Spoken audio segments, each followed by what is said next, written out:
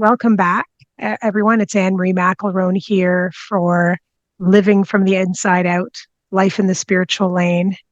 We have a really wonderful special guest today, Louisa Horne.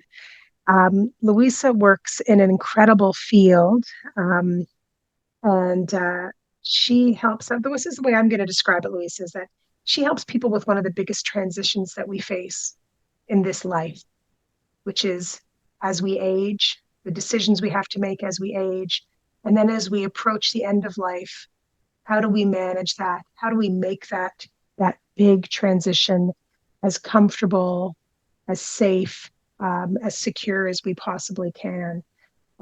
She's definitely a maverick, I would say, in the Nova Scotia field, and we're really pleased to have you with us here today, Louisa. Well, thank you for inviting me. I'm delighted to be with you. So, Louisa, you're meeting with individuals and families at what I would probably say is a really challenging time of their life, and you're acting as their companion through that process, whatever decisions are in front of them. What sustains you internally as you do this work? I know you're completely focused on them, but what do you do to keep yourself going inside so that you're able to be present for folks at this time in their lives and to be their guide? That's such a great question that my colleagues and I talk about a lot when we do spend time with people on what is sometimes the worst day ever for them. Sometimes it's a different kind of day, but it's always stressful. It's always traumatic in many ways. Even if it's working with people who are moving and downsizing, it still has that big challenge for them. And I think the key thing is, that we talk about self-care a lot, and everybody has their own ways of doing that and of recharging their batteries and of coming to grips with whatever challenges they've had during the day, even if it is walking with a family on their worst day. And so for me, it's having that time. Sometimes I appreciate my long drive at the end of the day. That's just that opportunity to have a few quiet breaths as I approach my little sanctuary of a home on the beach where I can sit outside and listen to the waves and pat my dog and just be grateful for the opportunity or the privilege that we've had to be with people on those days. And it really does feel that way to me as a privilege.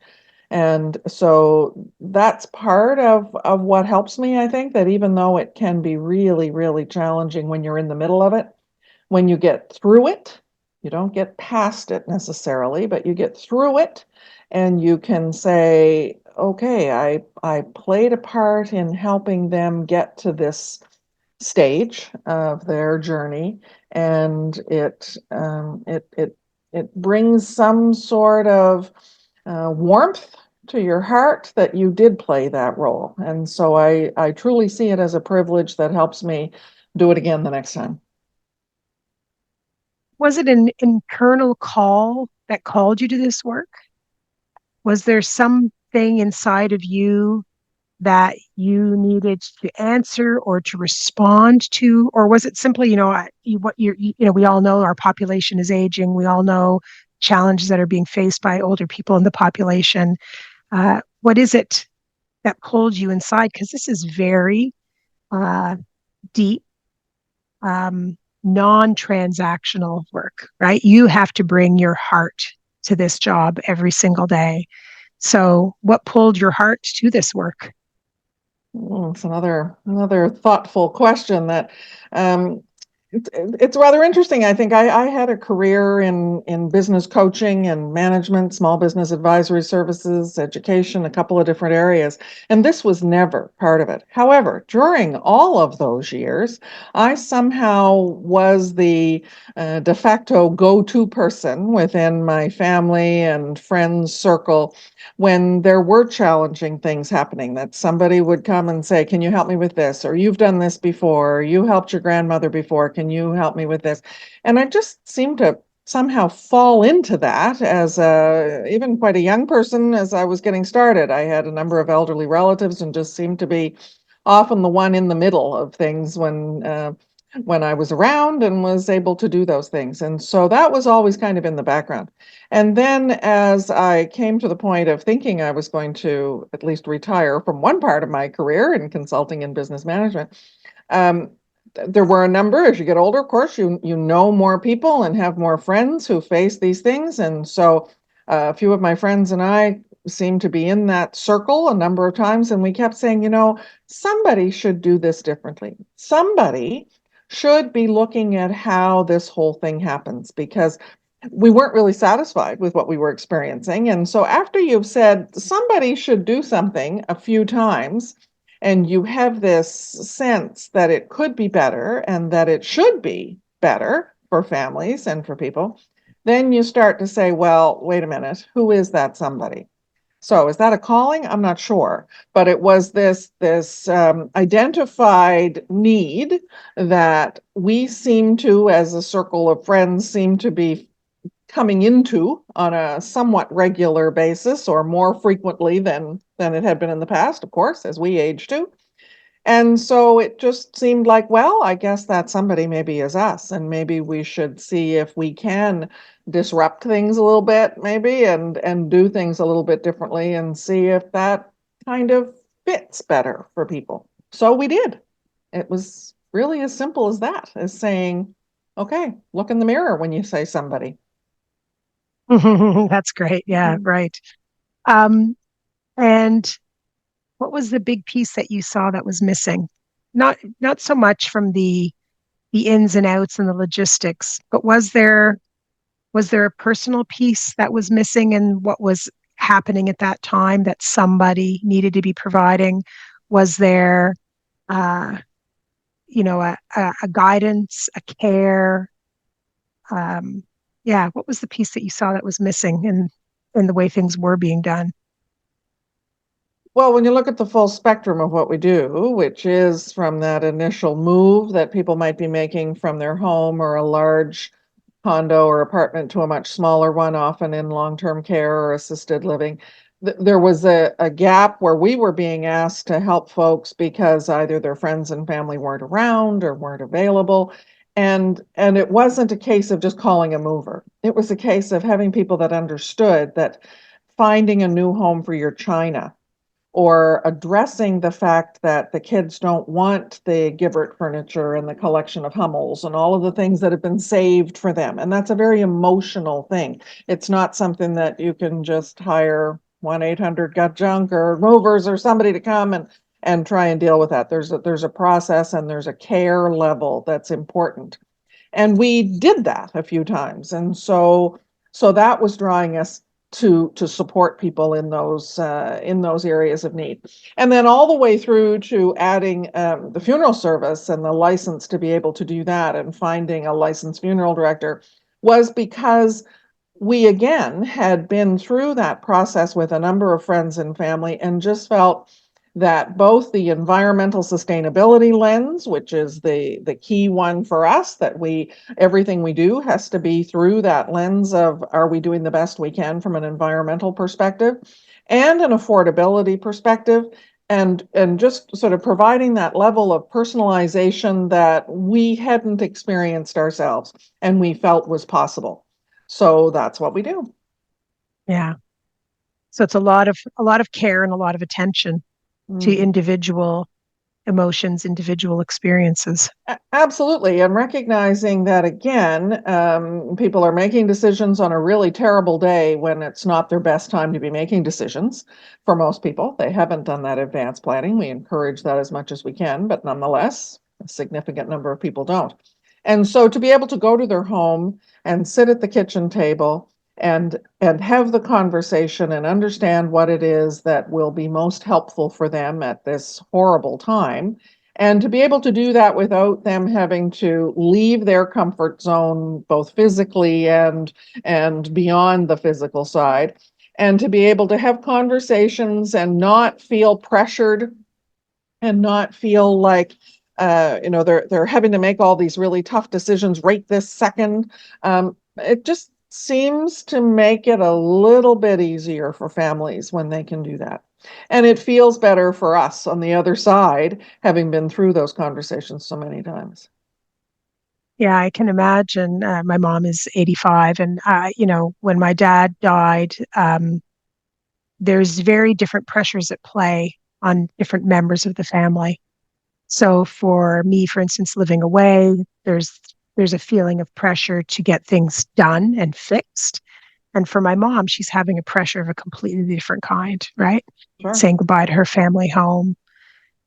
In many cases, having to part with objects, as you've said, that she thought were, imbued with meaning, and having to maybe even face that at the end of the day, those objects are not where the meaning lies. The meaning is within her, within the family that her and my father raised.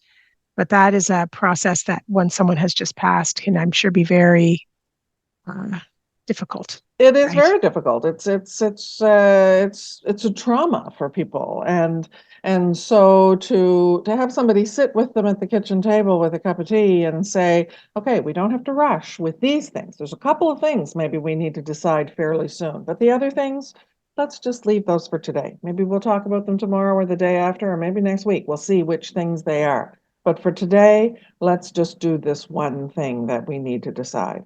And so you kind of work through at their pace, with the input from whoever needs to be part of it in as gentle and as a compassionate as possible way.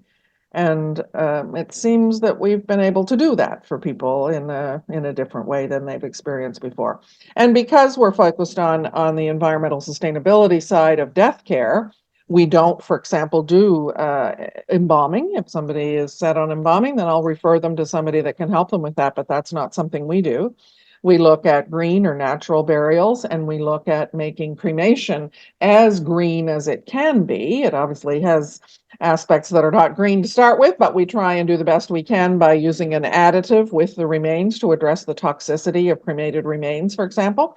And so we talk through those things. And if that's in alignment with the values of that family, then things can go very, very smoothly for them and they feel somewhat comforted. And I think the fact that, in a green burial, for example, there's time and there's a level of involvement that they wouldn't otherwise have that can be very helpful. Now, what I keep hearing is this, there's a lot of focus, I think, at this stage on all the externals, the place, the space, the things, which makes complete sense.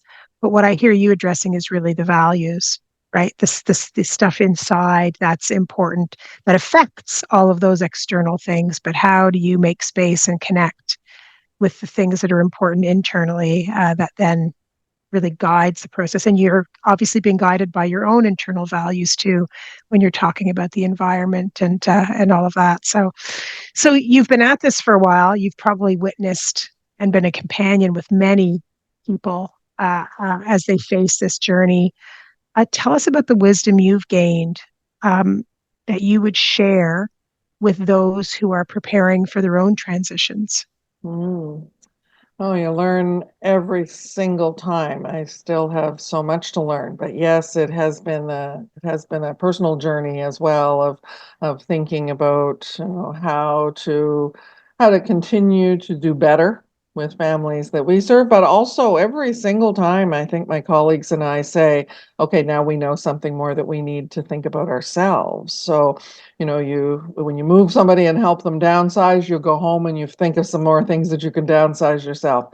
When you're working with a family that's experienced a death, you think more about how you prepare. And I think that's probably one of the biggest things I mentioned earlier, that just having some plans in place, it just is so much easier for the friends and family when they say, this is what we know. We talked about this. We know what he or she wanted. They've written it down. We know more about what will make this, what they would have wanted. And that's so important. When you sit with a family and they say, look, we never talked about it. We have no idea. We don't know. We don't know what you want. We don't know where. We don't know anything. We never talked about it.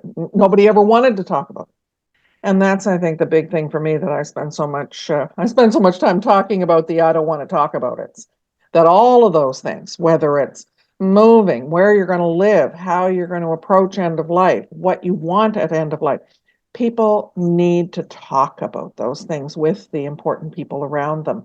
And it can make things um, so much more manageable and comfortable for people to be able to work through their grief and work through the challenges that they face, knowing that they've had that knowledge. So I think I knew that at one level before, how important that was, but it becomes even more evident to me the more and more I work with families and see the difference in those that say, okay, here's what we've discussed and here's what we're thinking, versus the ones that you go in and they just say, I don't even know where to begin. I don't know what you want.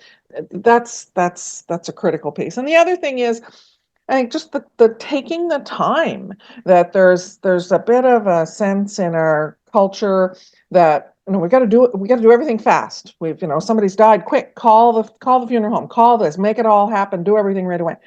You don't have to rush. There's nothing that says you can't wait a little while before you make that first phone call. And then after you make that first phone call, you can wait a little while again before the next step happens. And how important it is for people to feel like they're moving forward at a pace that works for them and in a way that again aligns with their values and is allowing them to feel like they're making the best decisions they can under those difficult circumstances. Those are probably a couple of the key things for me. That's great. So, thinking now about sort of families, friends, loved ones who may be also supporting those aging and dying. Again, drawing on your experience, how can they help? What's the best way for them to be of assistance? I often hear people say, I don't know what to say. I don't know what to do. What can you share to help people know what to Mm. say and what to do? Well, again, that first thing is just to be having conversations. And even though they're difficult conversations to have, very often it's those of us that are watching and on the outskirts that think, oh no, I'm not bringing this up. I don't want to raise that one. But very often, there are ways that we can do that, even if it's to say, I was just reading about such and it struck me as something that might be important to talk about. Or I just heard this great podcast or this great interview, and it struck me that that's not something I've ever talked to anybody about. Have you? And so find a way to open the door, because chances are that person wants to talk about some of these things too, but they don't want to bring it up either.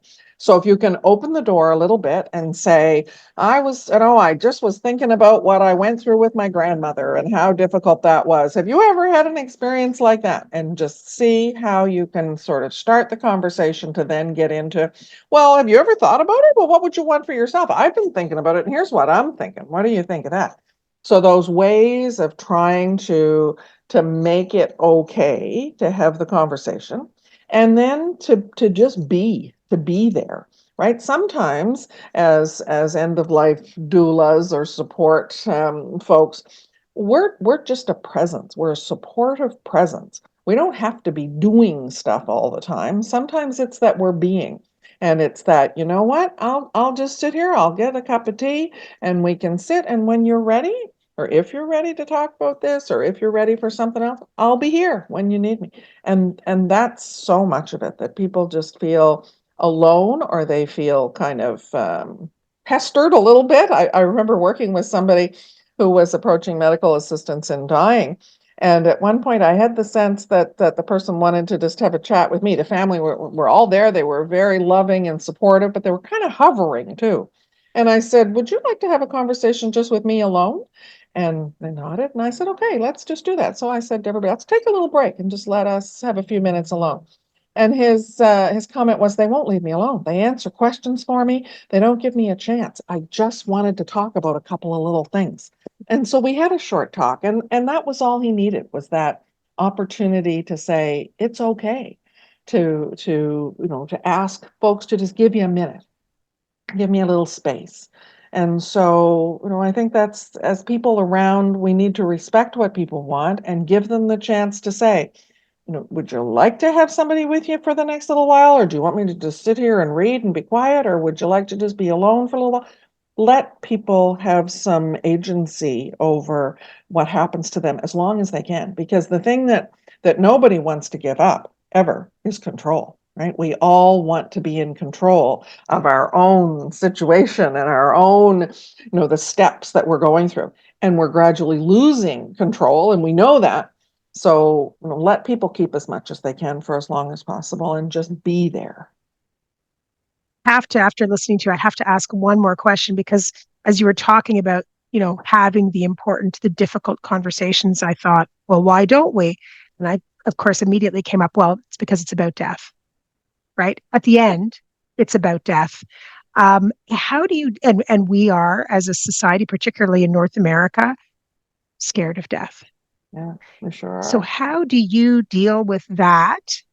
How do you deal with that when you are speaking with people? And is there a way that you can ease their fears, allay their fears so that they are more open to this very natural part of life?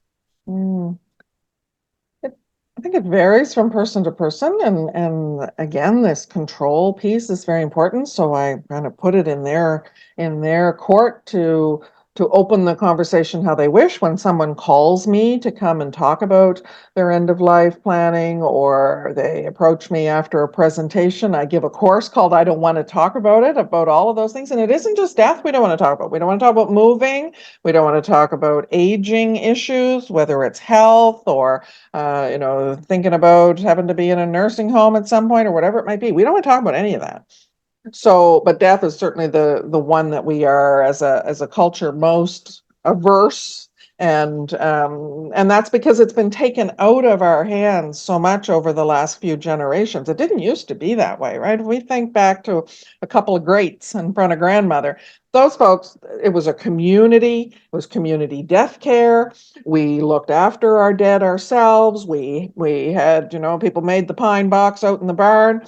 The women came together and did the body care. It was part of what we saw as life. Children were around. Everybody understood it. Now it's taken away from us, and we don't see what happens. We don't want to see it. We want to have the body taken away as fast as we can. We've just shifted in the way that we approach death care. We're seeing in some parts of the world, because lots of places don't do it that way. Lots of places still do community death care. But we're seeing, even in North America, groups of people coming together as circles of care or as community death care groups who are trying to reclaim some of that. But when I go to talk to people about it, I usually say, so you want to do some advanced planning? That's a tough conversation. How do you want to start? And then I just wait and I'm silent. And it's hard sometimes because you want to jump in with the next thing. But I find if I open the door, because they've usually called me first, they want to do something. They've got something in mind. So I'm there at the kitchen table and I'm saying, so how do you want to start? Where should we go first? What questions do you have? And sometimes it's a far out question that I never thought somebody was going to come up with, but that's okay. Wherever they want to start, I start with them, and then we work through. And I ask the questions that I want to ask them to kind of help us get through it. And if I can see they've had enough for now, you know what? That's probably enough for the first conversation. How about you think about some of those questions? And when you're ready, we'll talk again.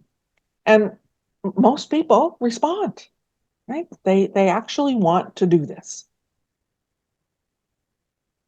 To think about, Louisa, and just wonderful to hear about the work that you're doing, the way that you're approaching it, uh, the way that you're creating space in a frenetic, sometimes frenetic world, at what I'm sure is a chaotic time, an opportunity for people to uh, go inside, think about what is really important to them, think about what they really need, and not feel pushed along by systems or false deadlines.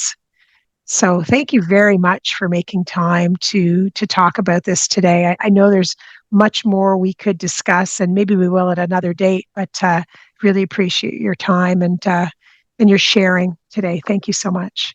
Well, it's my pleasure. I seem to be now focused on talking about the things that people don't want to talk about, and it's become quite interesting just to see how that evolves. So I'm grateful for the opportunity to speak with you. Thank you. Such rich terrain.